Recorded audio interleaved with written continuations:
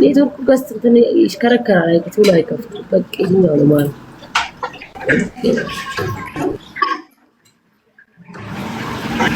ሱሱ እንዴት ነሽ? ሰላም ነው አለው። ደህና ነኝ። እንኳን ለሀገርሽ አበቃሽ። እንኳን ለሀገርሽ አበቃሽ እህቴ። እንደዚህ ስላየሁሽ ደስ ብሎኛል። አለው። ደህና ነኝ። በውስጥ አወራሻለሁ። ፎሎ ስለመለስሽልኝ በውስጥ አወራሻለሁ። እሺ ልደውልልህ ነበር ሽክ ካለ ትናንትና ልደውልልህ ነበረ መሸና ከዛ ነገ እደውልለታለሁ ብዬ ረሳሁት። አሁን እደውልልሃለሁ። ኦኬ ስልኬ ተሰጥቶሻል? አዎ ደውይልኝ። በቃሽ እንገናኝ። አዲስ አበባ ነሽ አይደል? እሺ በቃ በኋላ ላይ ያገኝሻለሁ ከተመቸሽ። እሺ የኔ እናት እሺ።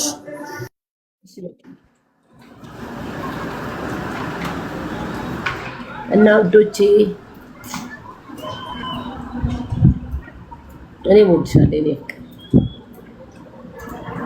አቤት ኔትወርክ ኢትዮጵያ ዱባይ ይመጣለታል። አዳሜ 3 ቆርቆሮ 3 ሱቅ 3 ፀጉር ቤት እዚህ ጋር እንዲህ እያየሽ ከዛ የኔ ሱቅ ልታዘጊ አንዴ ፖሊስ ስትይ ያው ተገላገልሽ ፍቅርዬ። ወጣሁልሽ በቃ ችግር የለውም። እኔ አሁን ዱባይ ገባና ያበደ በየሰፈሩ ነው በከፍተው በየሰፈሩ ነው በከፍታለሁ። ከዛ በኋላ ዱባይ የምትታዘግብኝ እንደሆነ አንዴ እኔ ህይወት ያሳስብሽና ከዛ ዶለ ስራ ላይ ቀልድ አላውቅም። እንደዚህ ላይ በራሴ በጣም ተማመናለሁ። እንዳንቺ የየየ አይደለም የምኖረው እያልኩት እየም ጀዬ ያ ሐቢብቲ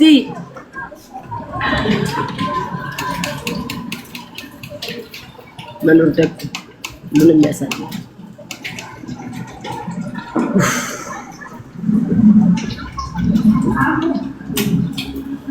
ጋይስ። እኔ እዚህ ብሎክ ተደርጌ ስሸኝ እኮ ኬክ ቆረሱ ታውቃላችሁ። የደስታ ኬክ ቆረሱ። የደስታ ኬክ ቆረሱ። ኪኒ የኔ እናት እንዴት ነሽ ማማ? ኬክ ሲቆርሱ በጣም ደስ አለኝ። ያብራቸው ባለመሆኔ ማለት ነው ኬክ ለመቁረስ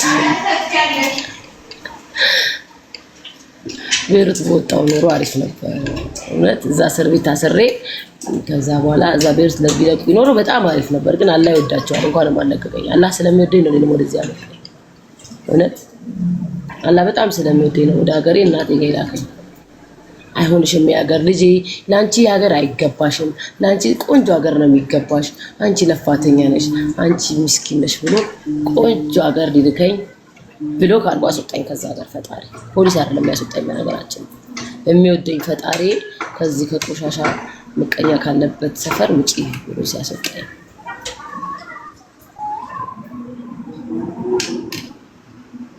ተረዳችሁኝ? ልክ ነኝ አይደለም? ወላሂ በጣም ስለምወደኝ ነው። ከዛ እስር ቤት ውስጥ በጣም ጨለማ ቤት ቆየሁ። ከዛ በኋላ ጓደኞቼ እየተሯሯጡልኝ ነበር ሊያስወጡኝ፣ በጣም እየለፉ ነበር ምናምን። ከዛ ለፍተው ምናምን የሆነ ሰዓት ላይ በጣም ተጎድቼ ነበር፣ አሞኝ ነበርና የሰው ልጅ ወዶ ሳይሆን በግዱ የሆነ ነገር ስትሆኑ ልታረጉትንም አታውቁም፣ ልታረጉ የምትችሉትም ነገር አታውቁም፣ አታገናዝቡ። እና ያ ረቢ በቃ እኔ እዚህ ሀገር እንዳታስወጣኝ። የሆነ ነገር ይፈጠራል። እኔ ከወጣ የሆነ ነገር ነው የሚደረገው የማደርገው ወይ የሆነ ነገር ነው የምሆነው። ስለዚህ አላህ ይሄ ነው እዚህ እንዳልወጣ አድርገኝ ነው ይለምንኩት ፈጣሪ። ለምን ልጄን እድሜ ልክ አላሳድግም ነበር እዛ ቦታ ነው። ለክብሬ ለማንነቴ ስል ባላደረኩት አይደል የተቀጣሁት። ያደርገው ነበር የማይሆን ነገር ማድረግ ነበር። ግን አልሐምዱሊላህ አላህ ይወደኛል። በክብር ምንም ሳይነካ እጅና እግሬን ይዤ ለእናቴ መጣሁ። እጅና እግሬን ምን ነው ልጄ እዛው ነው ውዶቼ። ልጄ እኮ ቤሩት ነው ያለ። እኔ ጌታ አብሬያት መሆን እፈልጋለሁ። ፖሊሶቹ መኪና ውስጥ አስገቡልኝ ለምኛቸው። ከዛ እጄ ላይ ካቴና ነበረ። ካቴናውን ፈተው እሱ እንዳያየው ብለው አስገቡልኝና በቃ እናቴ ልታዝናናኝ የመጣችው ዞር ዞር ልንልና በመኪና ውረዱልን፣ በሩን ዝጉት፣ ዞር ዞር እንበል እያለ እየለመነ እምቢ ብለን በቃ አባቱን ሂድ ከዚህ በቃ ሂድ ከእናቴ ጋር ዞር ዞር እንበል ሂድ እናንተ ተወኝ ከእናቴ ጋር ምናምን እያለ ሄደ።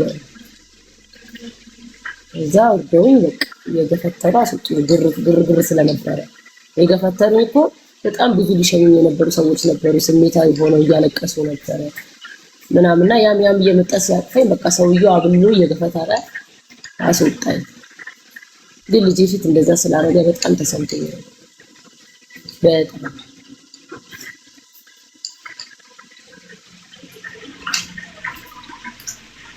ይሄ ጊዜ ግን የሚያልፍ ይመስላችኋል ጋይስ? አልፎ ብቻ በደስታ ጊዜ ቁጭ ብዬ ማስታወስበት ቀን ነው።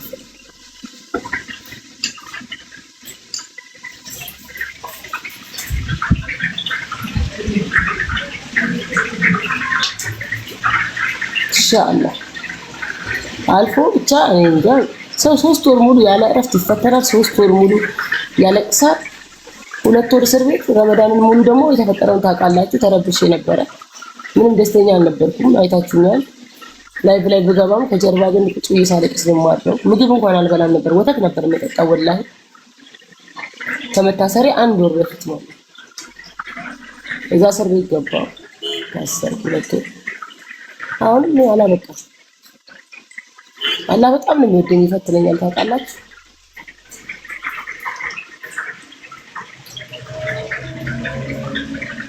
ኧረ ያልፋል። ማያልፍ የለም። ቤት አልፍ እንደ እኔ ስንት ነገር አልፋለሁ ጋይስ። ያልፋል። አለማበዴ ራሱ እኮ እናቴን ባላውቃት ስመጥቼ ልጄን ባላውቀው ስዛ ብቻ ሳኮ ያብዳሉ ጋይስ። ያልፋል።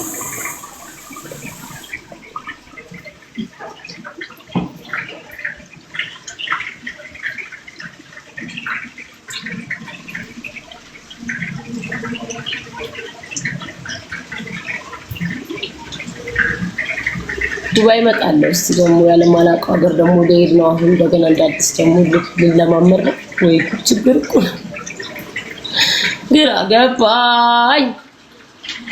ተወሳሰብ ውሽ አረገኝ ጋይስ። ልጄ ህይወቴ መናፍቆቴ ወይ አሁንስ አልቻልኩም ብሷል መናፈቄ